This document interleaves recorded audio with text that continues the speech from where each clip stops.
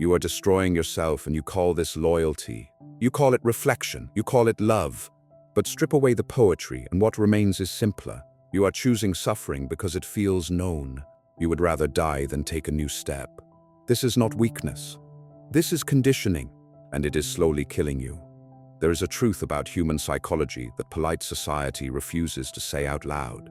A truth that Machiavelli understood centuries ago when he whispered dark wisdom to princes and rulers. The truth is this: most people do not stay in pain because they must. They stay because pain has become identity. And if you are one of them, if you cling to familiar agony like a drowning man clings to an anchor, then listen carefully, because tonight we are going to perform surgery on your soul. We are going to cut away the 5 types of familiar pain that are keeping you chained to a version of yourself that should have ended years ago.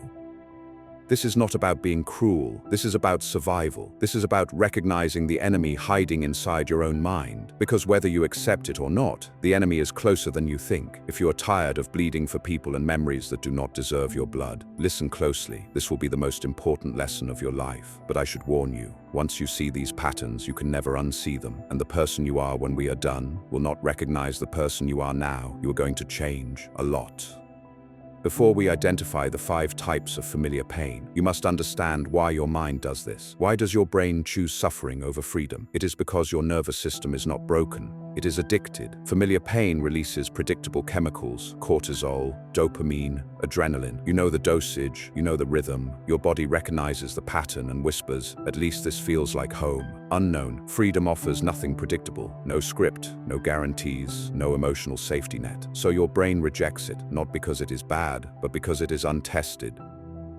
Machiavelli understood this. He knew that people fear freedom more than chains, because chains explain everything. Chains tell you who you are. Chains tell you what to expect. Chains remove responsibility. Freedom does none of that. Freedom demands choice, and choice demands courage. Most people would rather bleed in a familiar corner than step into a space where they must define themselves. Now, let's identify the faces of your familiar pain. Let's name the ghosts that have been drinking your life force.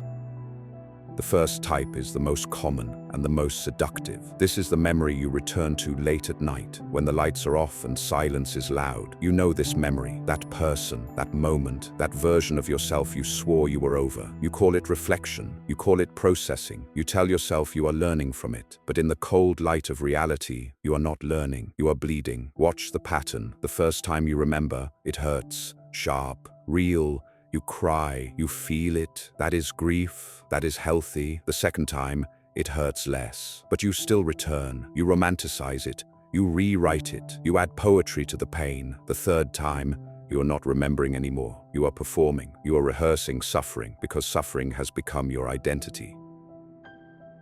Machiavelli would tell you this: a man who lives in the past is a dead man walking in the present. Every time you resurrect that memory, you kill a piece of your future. You tell your brain, this is who we are, this is all we deserve. You are not honoring the past, you are worshipping it. And worship requires sacrifice. So you sacrifice your peace, you sacrifice your progress, you sacrifice the person you could become. Most importantly, you sacrifice your future. How do you spot this pattern? Test yourself. Say out loud, "I will never think about this again." The reaction tells you everything. If you feel panic, if you feel like you are losing something, you are addicted. That memory is a drug. You cannot move forward while carrying corpses. You must bury the dead. Let the past stay buried. It has nothing left to teach you. The second type is more dangerous because it is still alive, still breathing, still asking you to bleed. This is the relationship where you are always the one who sacrifices, the one who endures, the one who stays. You know this relationship: the partner who drains your soul but demands your patience, the friend who only calls when they are in crisis, the family member who takes your money, your energy, your peace, and repays you with resentment. At first, you think you are being good. You think you are being loyal. You tell yourself, this is what love looks like. This is what strength looks like. But Machiavelli would look at you with cold eyes and tell you the truth. A man who tries to be good all the time is bound to come to ruin among so many who are not good. You are confusing virtue with self-erasure. You are mistaking endurance for strength. Here is the trap. You stay not because you love them. You stay because leaving would collapse the story you built about yourself. I am loyal. I do not abandon people. I endure. These are not virtues. These are chains you forged yourself. And predators love this because it makes you exploitable. They know you would rather die than admit you chose wrong, so they drain you slowly. They know you will stay.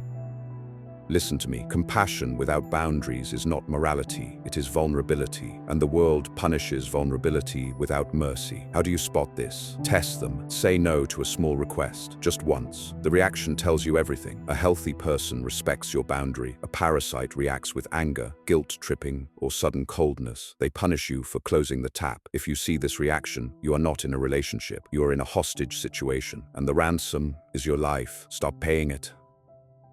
The third type is the most insidious, because you do not even realize you are doing it. This is when pain becomes who you are, when suffering becomes your resume, your introduction, your value. You know this if you have ever said, "I have been through so much. People do not understand what I survived. After everything I have been through." You wear your trauma like a crown of thorns, demanding the world bow before your suffering.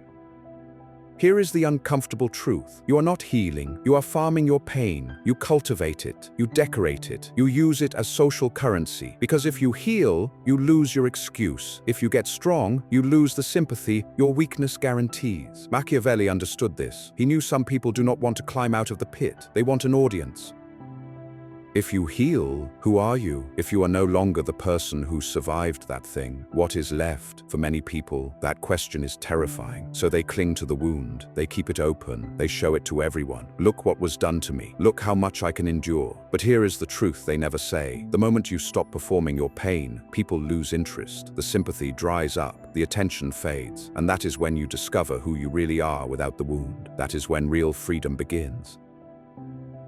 Ask yourself honestly, if no one applauded your suffering, if no one validated your pain, if no one called you strong for enduring, would you still choose this? If the answer is no, you were never loyal. You were afraid of being ordinary, afraid of being invisible, afraid of discovering that without the trauma, you might be nothing. Machiavelli would whisper, "A sovereign does not beg for sympathy. A sovereign builds power in silence." Strip away the performance, face the void, rebuild yourself from nothing. That is the only way out. The fourth type is the most paralyzing. This is guilt for crimes you did not commit. You feel responsible for other people's pain. You feel guilty for setting boundaries. You feel like a bad person for choosing yourself. You were conditioned to believe your worth is tied to your utility. That goodness is measured by how much pain you endure for others. So when you step away, your mind weaponizes guilt. How can you leave them? They need you. What kind of person does that? Listen carefully. This guilt is not conscience. This guilt is ego. It is arrogance, thinking you can save everyone. It is pride, refusing to admit you cannot fix broken people. You are not God. You are a human being with a limited battery. Machiavelli warned about this. The one who tries to save everyone ends up saving no one, least of all himself. When you carry guilt for other people's choices, you steal their lesson. You interrupt cause and effect. You rob them of the only thing that could make them change. Your guilt is not helping. It is enabling. It keeps them weak and keeps you chained. The fifth type is the cruelest. This is hope. Hope that things will go back to how they were. Hope that they will change. Hope the pain will finally mean something. Maybe if I wait, maybe if I love harder, maybe if I explain one more time. This is not optimism. This is denial. You are in love with potential, not reality. Machiavelli wrote, "The best predictor of future behavior is past behavior. They showed you who they are again and again and again, but you keep rewriting the story. Every time you hope, you reopen the wound, because letting go means admitting it was wasted, and that truth terrifies you. Hope without evidence is delusion. Hope without boundaries is masochism. Look at actions, not words. Actions are the only truth. When hope dies, it hurts. Then something changes. The noise fades. Your body relaxes. Your decisions sharpen. You stop explaining. You stop justifying. You become free. You see them now, the 5 types of familiar pain. You will be called selfish, cold, heartless, good. Wear it like armor. This is self-preservation. This is clarity. You are not responsible for the souls of others, only for the vessel that carries your own. Let them think what they want. You mastered the art of letting go. Your mind will panic. This is withdrawal. Stay still. Guilt, fear, emptiness, doubt. Do not negotiate. This is fertile ground. You stop explaining. You stop bleeding. People say you changed. They are right. That is evolution. Peace returns. If no one applauded you, would you still suffer? If not, you were afraid. At least now, you are honest. Be the sovereign. The lighthouse stands, always. Most will return to pain. That is fine. That is their choice. Some people need familiar suffering more than unknown freedom. But if you are still here, if something in you resisted, if you felt the pull towards silence, clarity, power, then you already know what to do. Subscribe if you want to stay near the surface. But if you want what is hidden, what is not explained to everyone, what is built quietly, without applause, click join. The architect level is waiting. Most will not. That is the point.